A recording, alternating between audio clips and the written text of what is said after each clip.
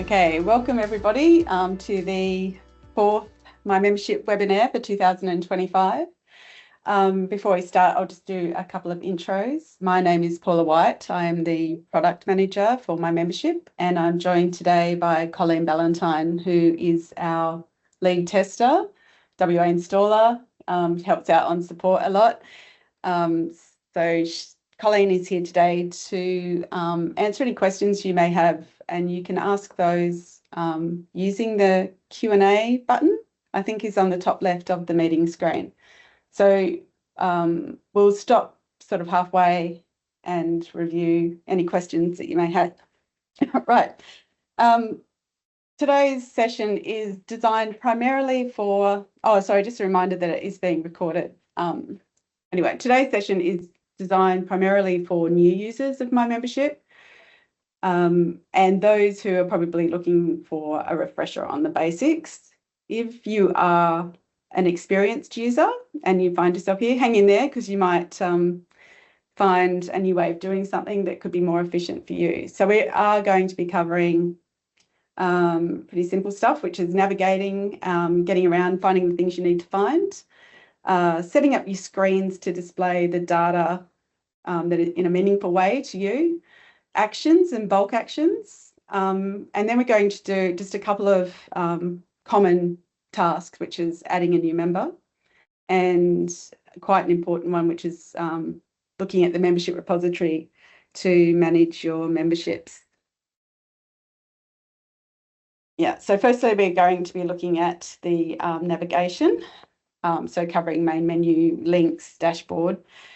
Throughout the presentation, you'll hear me talk about repositories a lot, use the word repositories, and just wanted to give a little bit of clarification on what that means. It is a central location in which information is stored that you can view and action. So you'll hear me say invoice repository, which is essentially just the page where all of your invoices can be displayed and credit notes. The members directory is essentially a repository of all of your members and their data.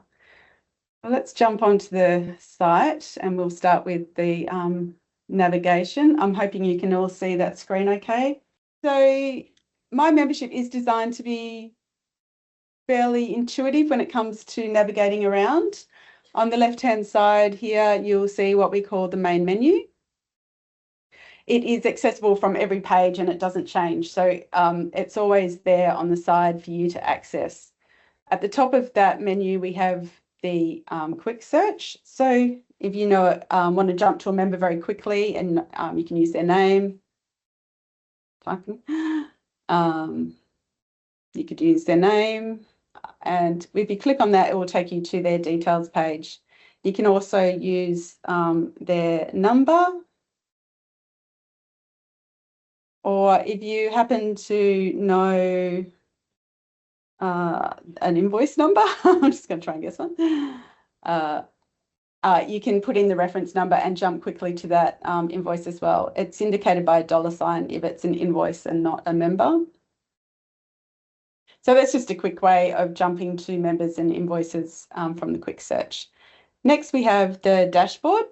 So that is the first page that loads after you log into My Membership, and it displays snippets of information that help you, I guess, give you a quick oversight of what's happening with your membership. It can be designed, so those snippets of information are what we call widgets, and you can choose what widgets you'd like to have display or hide, and you can move them around. If your dashboard is empty or you want to change or remove widgets, use the right click on your mouse and use the Add Widgets button. So you can turn widgets on and off by clicking on the plus or minus button. And once you're happy with the widgets you've chosen, you can then actually drag them around in order of display of how you'd like to see them. A couple of widgets that I think are pretty handy to have on your dashboard at all times is this upcoming unfinancial members widget. So that lets you get on the the front foot when it comes to members who are about to go unfinancial. So instead of them rocking up on Saturday and trying to register for a golf comp, you can contact them before the weekend and say, hey, you're about to go unfinancial, and send them information. If you want to play golf, you better pay your bill. Oh, maybe a bit nicer than that. The other widget that is quite handy is the quick membership quote. So that would be used in a scenario where a potential member walks into the club to reception or rings up and says, hey, I would like to start golf tomorrow as a full member. How much is it going to cost me? So you can just put in a start date, choose the group, and it will tell you the pro rata amount down here. You can view what charges make up that value. And then if the potential member or even existing members may want to add a locker or another membership to their groups, you can generate the quote and email it and send it by clicking on this button. Also, on the dashboard, you may want to change the number of items that are displayed here. So you can do that through edit widgets, and that lets you change. Say you want to display upcoming unfinancial members. I've got it set to 7 days, but you may want to do 2 weeks. Save and finish editing up here on the top right. So that's pretty much your dashboard. So you can have a play around with that and get it set up in a way that suits you. Next on the list, we have Smart Search, and that is a much more complex way of interrogating the database. I'm not going to go into a huge amount of detail on how to build out these smart searches, except to say that you can build queries across data tables. So you may want to generate a list of members who have been members of the club for 30 years, who have got a handicap of 4, with a postcode of 6124, whatever sort of fields, and you can marry those together. I think in the future we should, we probably will have a webinar dedicated just for building out smart searches, because it does come up quite a bit in support. If you do want to build a smart search, reach out to support there. They'll be there to help you. The main repositories are organised into what are pretty self-explanatory sections. So we've got members, on which you'll find the members directory, your memberships repository. You'll be able to create a member link here. There's the repositories for documents and notes. So they're areas. So for every member, you'll be able to, you can create notes and load documents, and you can access the full repository of all documents and notes from here. Facilities gives you facility access, relationships. Some of these menu items may not appear on your site because it's module driven. So you may not have relationships enabled, and you may not have member drawer enabled, or the form submissions relates to the online application form, which members fill in, and you can get new members through there. So if you're interested in any of those modules, just reach out to your account manager. Financials, obviously anything monetary. It's where you'll find your invoice repository, which also holds all your credit notes. You can see the status of those invoices, whether they're outstanding, which means they're due to be paid, or they've been created but not paid, overdue, defaulted, or whether they're on a payment plan. So you can, the display of these is similar across all of the repository pages. They'll be divided up into statuses. Accounts is a full view of all the accounts on the system. So again, the account types are different for each club, but they will appear across here in tabs. So the layout of all these repositories is very similar, so you get familiar with where things are. Won't spend too much time again. They're very self-explanatory what these items are. Renewals is where you'll find our renewal wizard. Most clubs will run this annually. It is designed to step them through creating the memberships and related invoices and payment plans for the membership for the upcoming year. Some clubs may run it more regularly. If you've got a rolling membership, for instance, you may run it monthly or even twice a month to generate those invoices.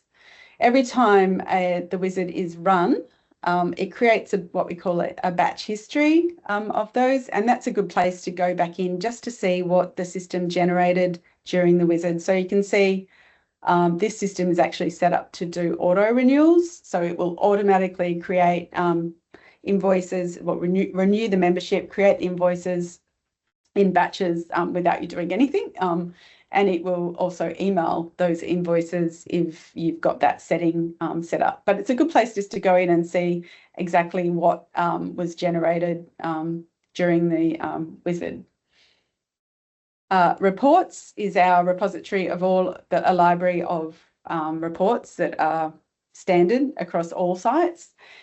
It's divided, it's organised into a very similar structure to the main menu here. So you've got members, financials, etc. If you've got reports that you'd like to run regularly, and I guess some popular ones are the group movement report, group statistics, you can flag those as being favourites.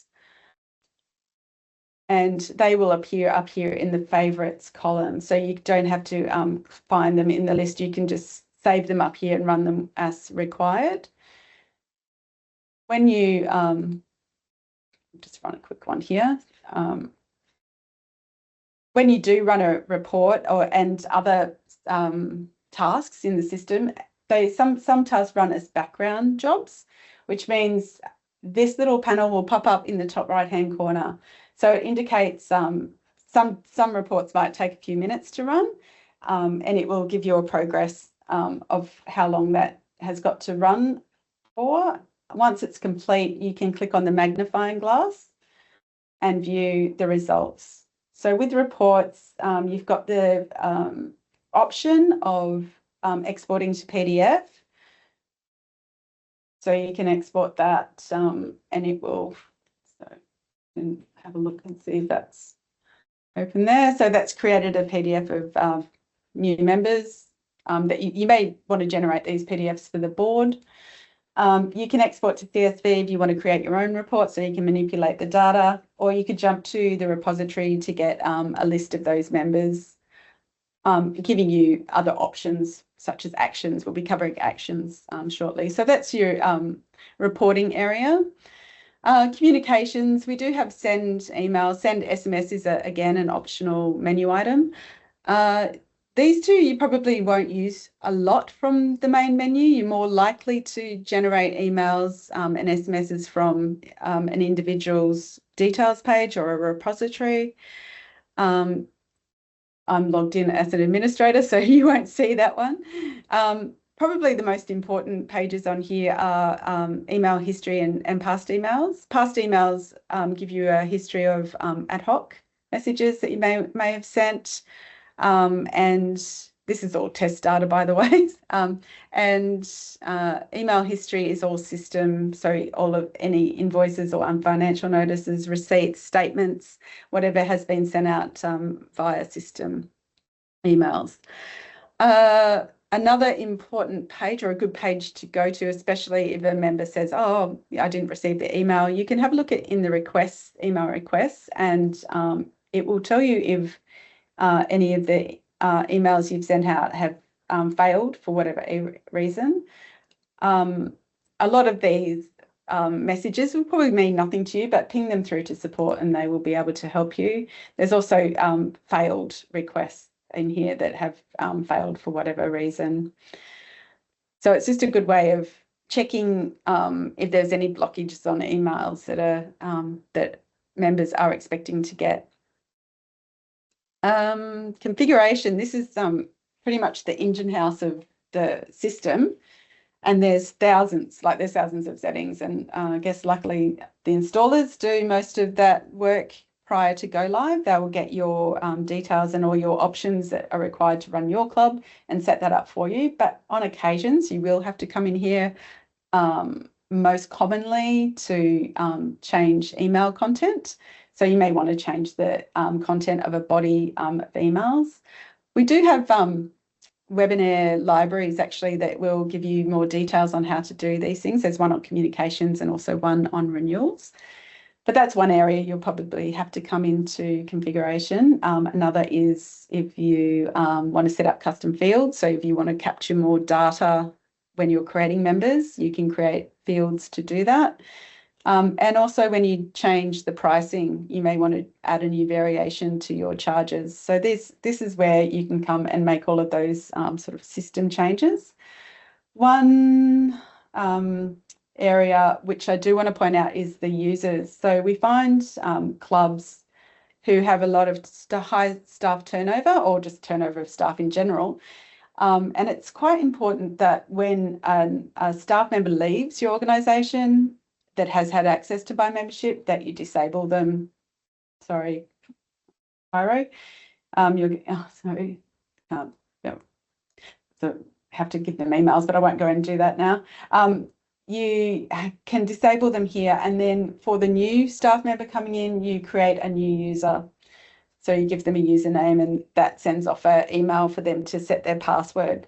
And that's quite important sort of going forward. And it also is a good segue into sort of audit logs, which is the system will record who, it's basically a who, when, where, what repository. So it keeps a record of logins, so who's logged in at what time.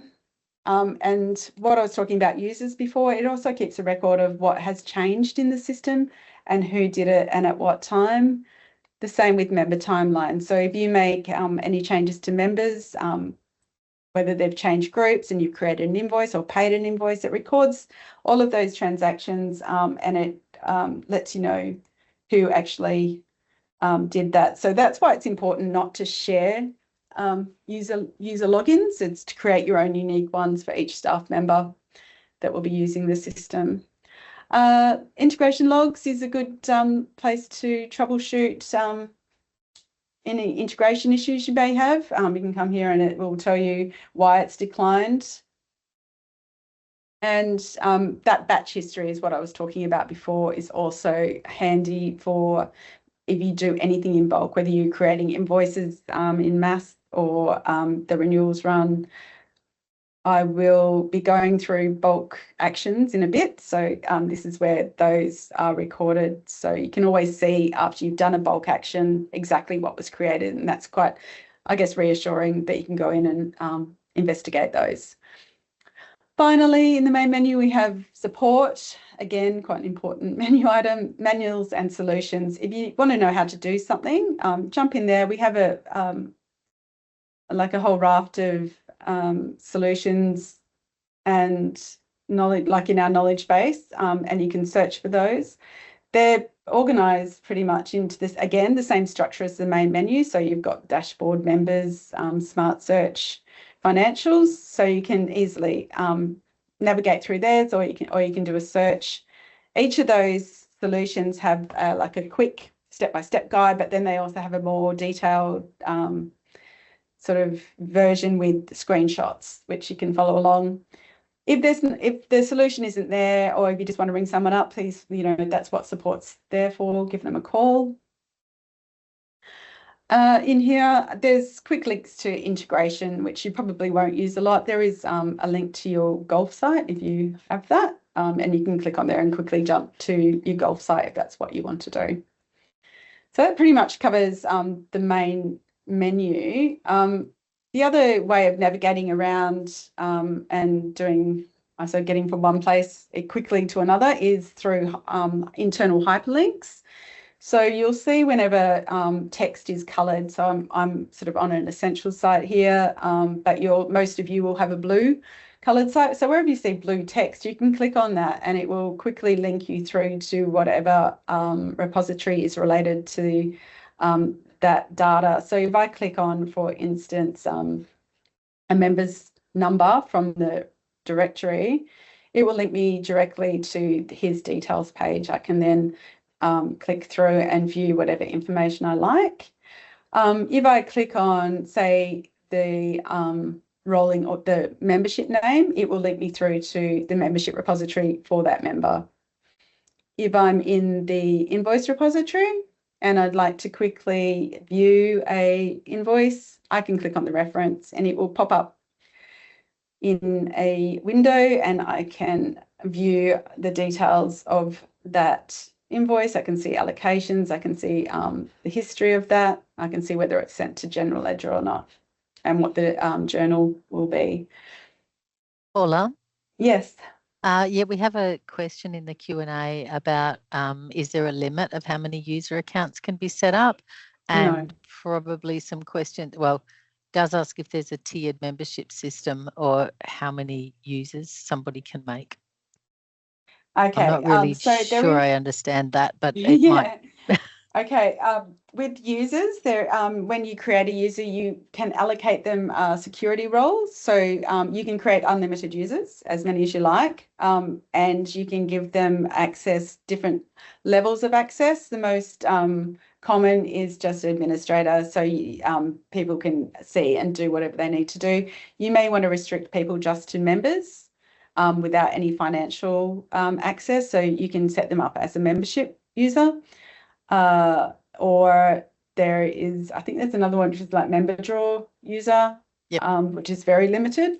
I think there's a solution for that, Colleen, in there. Not sure. Anyway, if you're struggling to decide what security role to give a new user, give support a call and we can help you through that. So going back to hyperlinking between different things in the system. So yeah, if I click on the reference, I can see that if I click on a member's name anywhere in a repository other than the directory, it pops up with what we call the member summary. So from here, we can then link to their memberships. We can jump to their account and view their account.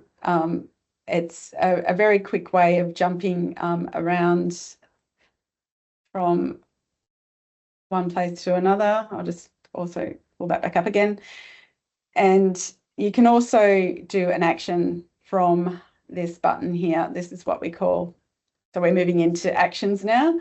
You can perform a whole raft of actions for this particular member.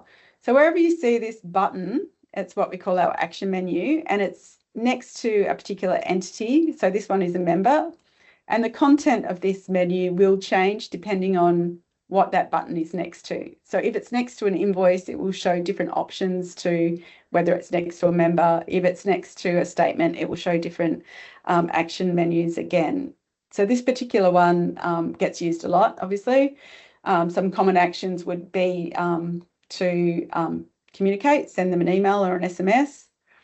You may want to have a look at their notes or documents. The other one is to view their accounts or invoices. So you can jump around from one repository to another using the action menu, and you can do perform different tasks. So I'll just quickly go into invoice repository here. So those action buttons are displayed on the last column of every repository. So this particular line item here, which is invoice 1334, just say I want to pay that. I can go in and the action is pay invoice. So I can choose my payment method, which is going to change pay by cash. Get the payment date right. Always get the accounting date right for your accountants. So they always check the dates anyway when you're entering dates. You can put a note on that if you like and pay. So other invoice actions would include sort of reversing or credit noting or putting it on a payment plan. So all of those actions are available for outstanding invoices. If they've got a different status, such as defaulted, the actions will change again. You may want to email the defaulted membership invoice, so that will pop up as an option. Again, you can pay it or print it. When you do a single action on the site, it will pop up here with what we call the taskbar, and it prompts you to do the next step. So obviously you've just paid an invoice, so the next step logically would be either to email that receipt or print it out for the member. You can dismiss those. So they're all singular actions against specific items, and they are, like I said, at the end column of every repository, and in the member summary box, you can jump into here and do a member detail from there, and also from the members directory. When you're viewing a individual member, the action button will sit up here as well. So is there any more questions, Colleen? We're good to go. All right. So like I said, they're all singular action items. The other actions you can do is what we call bulk actions. So the bulk actions button sits here at the top of every repository. It indicates how many items you've selected to perform a bulk action against. So to actually select items, you can come here, you can actually select all if that's what you want to do. You can unselect. You can select individual items. You can select one and hold down the Shift button and select multiple, or the Command button and select in a different order. So there's different ways there to select. Once you have your selection, just going to do all those. You can then see I've got 2 of 2 selected. Then you can choose whatever action you want. I'm going to email those defaulted membership invoices. Again, you can see that this progress bar is sitting up here. It's the background job. While that's running, you can still navigate around and do things until it's finished. Once it's finished, you can dismiss them. Common bulk actions would be to export. So you may want to choose or create a data set in a spreadsheet, and you can export those to CSV. When you do an export, you can choose what columns you want to export. So on the left-hand side, you have the whole range of things that are available to export into a spreadsheet, and on the right are the ones that you've selected. So you can choose to move all of them to the left, or you can choose all to the right, or you can choose individual, obviously. Once you've chosen your fields, your columns that you want to export, they will stay as a preferred selection on the right-hand side there. This is fine. Member number taken away. Anyway, you can just choose whatever fields you like. You get the gist. You can type the fields in the top of the left too. Yes. So if you want trying to find, good point, Colleen, thanks. Like I was just trying to find member number, which is I've disappeared because I've wiped it. You can type them in there. So if I do like say payment, payer status. Anyway, get the gist of that. So that's bulk actions. When you do a bulk action, say just say you were resigning all of them, or if you were adding a new group or creating an invoice, it would create a record in the batch history over here. Right. So that I guess the other thing to point out when you are trying to do a bulk action is sometimes it's hard to find the information on screen because it's not displayed or you can't see it. So each repository has got different display options to limit or to organise what you see on screen. There's different ways to do that, and starting from the top, just say you're working on your laptop, you need more room, you can open and close the main menu, which gives you a little bit more space. And you can turn columns on and off, which can be done using this button here, which is top right again on every repository. And you can decide what fields you'd like to display. and you can turn columns off if you need more room. You can turn all of them on and all of them off. Obviously, if you've got all turned on, the repositories might be slow to load.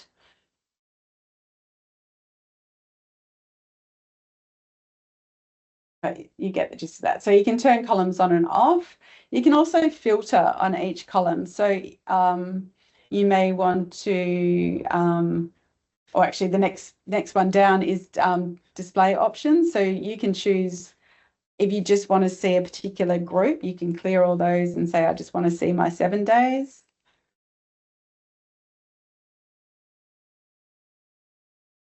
And that will limit the display of that repository. You can see there's 582, but there's only 80 in the rolling 7 days or 7-day groups. So that's a good way of quickly filtering out the data on your repositories.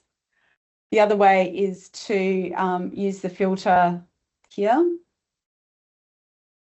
So a good one to do is no active groups. So this will give you, and that's the same as saying show empty.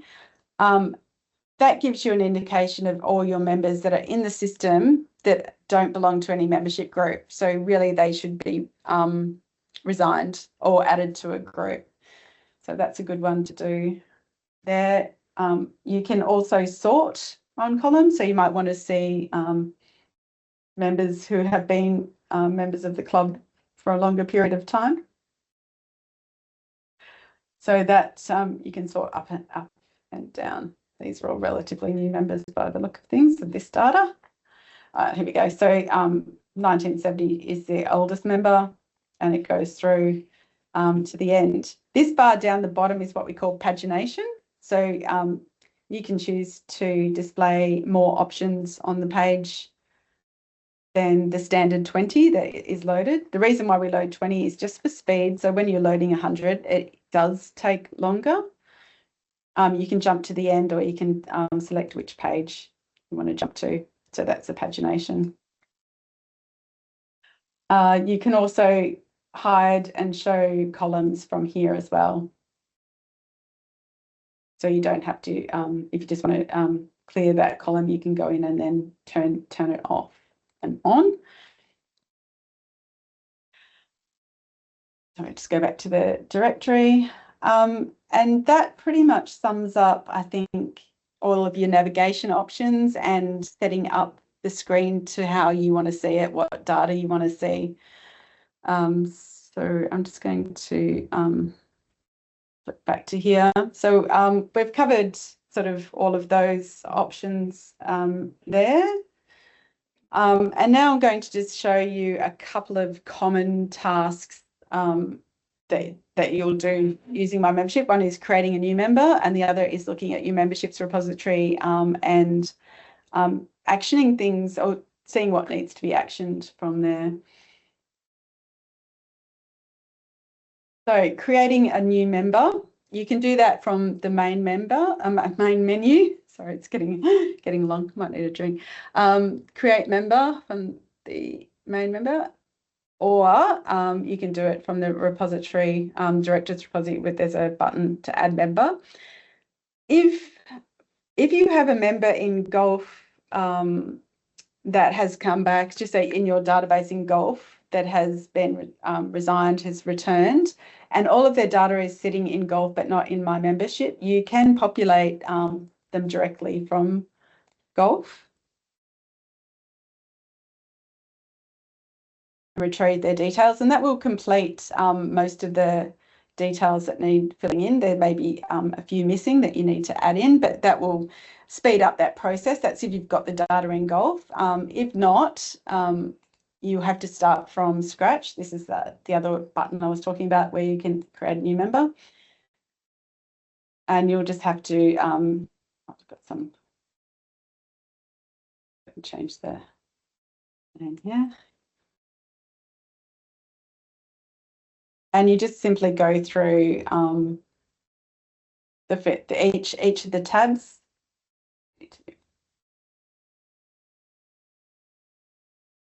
And wherever you see a red asterisk. It's a required field, so you have to put that in. There's some fields that get generated automatically, and it will tell you that. Member number is one of them. That is a sequence, so it will just give the next in sequence. You may have different membership types, so you can organise your members into different groups, so corporate member or member, and this, again, it's a configuration option. Contact details, you can just fill in mostly clubs will have a required field on a contact number and an email.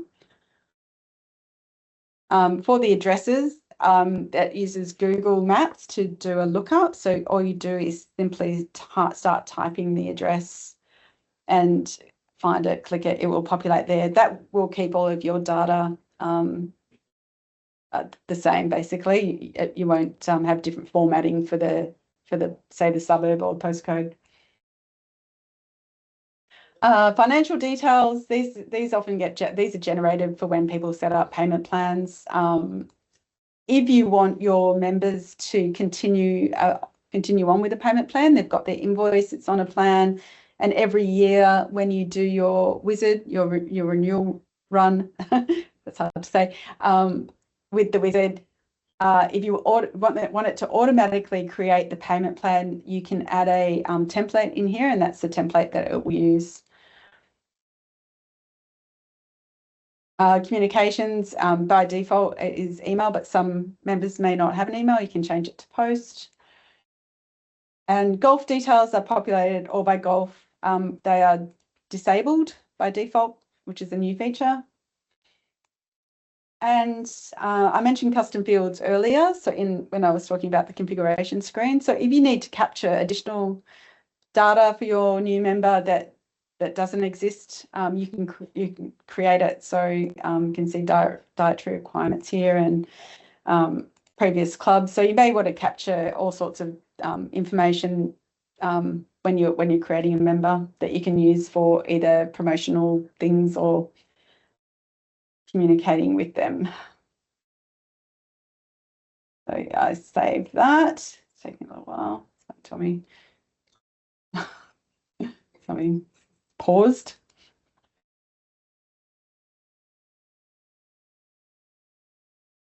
There we go. Once that has created, I'm going to point out this taskbar again at the top. So whenever you do an action in my membership and there's a logical next step, this taskbar will appear. So I've just created a new member, and the logical next step is to give them a membership. So add a membership group, choose a start date and the group. You don't have to put in an end date because the system will calculate that automatically unless they're going to be ending before the expected time. So then if they're joining for 2 months, you would put in the end date there. But if they're carrying on, the system will automatically calculate that based on the membership type. So I've created my member, I've added the group. The next logical step up here in the taskbar is to create the membership invoice. I click on that, I can view it. Important to get your dates right. If it's the beginning of the membership year, often it will be the 1st of July or the 1st of October or the 1st of Jan or April, whichever your accounting is for, but just make sure that you've got those dates correct. The due date is calculated automatically based on configuration setting, and so is the default date. You can change those if required. You can also add in additional line items if you want to add something else onto there for whatever reason it may be. You can add line items, and you can take them away as well. You can change the unit price. You can see these are prorated, and it will tell you what the original price is over here, and this is the pro rata amount. So I'm happy with that. You can save it as a draft, but if you are pretty happy with your invoice, you can add a member note as well. Admin notes only show up for admin. Once you're happy with that, just save. So, yep, created the member, added the group, created the invoice. Next logical step is obviously to email that, or you can add it to a plan, or you can pay it. So they're your options to do with invoicing. So that pretty much covers that workflow. There is another step that some clubs like to do, which is send a new member welcome email. So you can do that. So I'm just going to jump into here and have a look at the new members. And the other, you can send them an email. There is a template that can be set up, which you can edit as well. By that, preview it, which is just a welcome new member. It will give them their the login details for the website and their username, password. And you can obviously edit that to say whatever you need to welcome your new members. So that is pretty much the process for the new members. And the other task or standard task that I want you to wanted to show you is managing your memberships from the memberships repository. Paula? So, yes. Sorry, before you go any further, there was another question about creating the emails with a template and whether you can edit individual emails before you send them, or if you have to actually physically edit the template. I think you can edit, like once you've applied the template, you can edit it. You can add. You can't even see it unless you hit preview when you've applied a template. Yeah. Oh, sorry. Yeah, you can. If you use previous content, I think you can. Yeah, previous content. Sorry. So if you've got a new member email that you've previously sent, you can use the. Let me just jump on to show you that.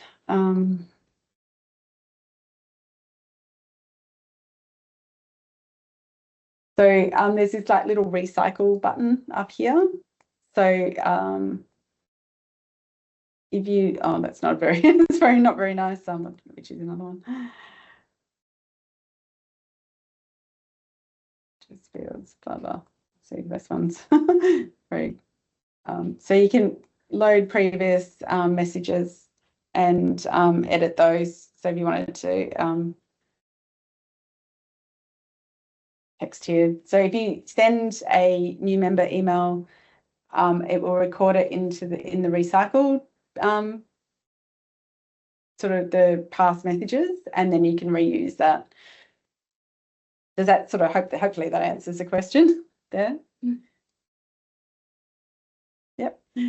Memberships. So going back to this task, this page is a really important page to go to on a regular basis because it gives you a snapshot of what's happening in your membership.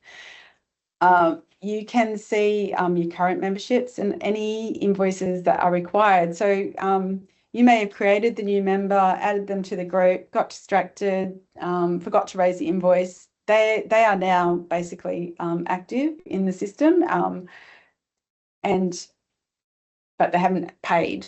So it's quite important that you keep on top of these ones. You can bulk invoice those. If that's what you require, you can do it one by one.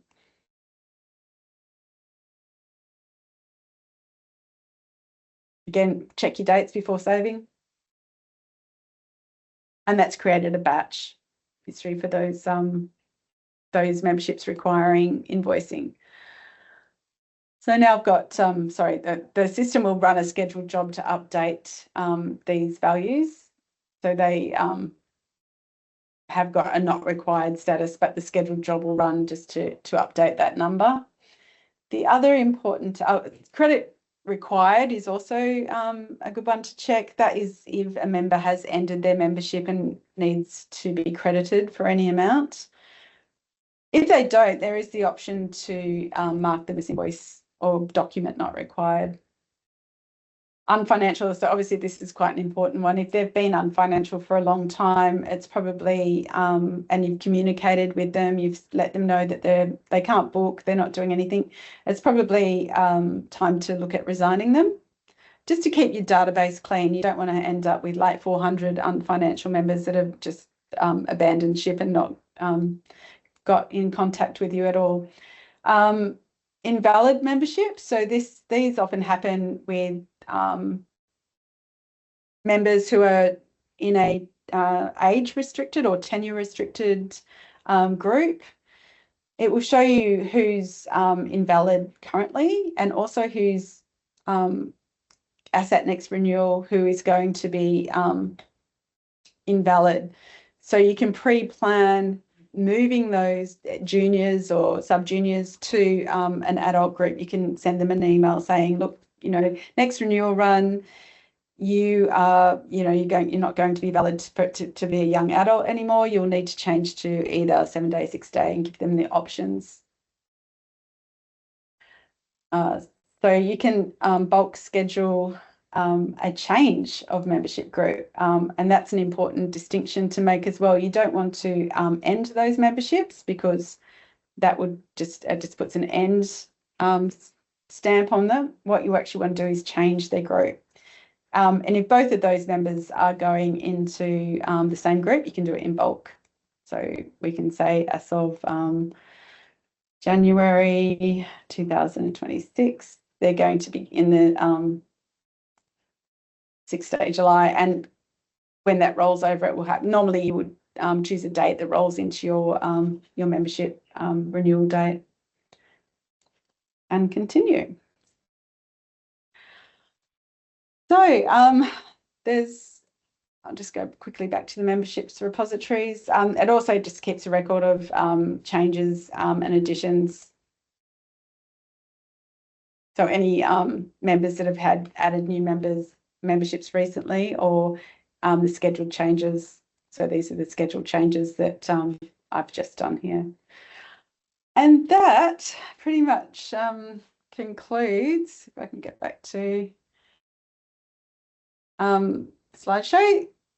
Do we have any questions? Thank you very much for listening, by the way. And this will be available in our webinar library to access it in the future, along with our past webinars. I'll include that link and some PDF documentation that covers everything that we've talked about today. So, Colleen, do we have any? No, it was just a follow up about the emails asking if there's any plan to introduce the ability to edit a template, like a individual email template before you send it. Yeah, I'll have a look.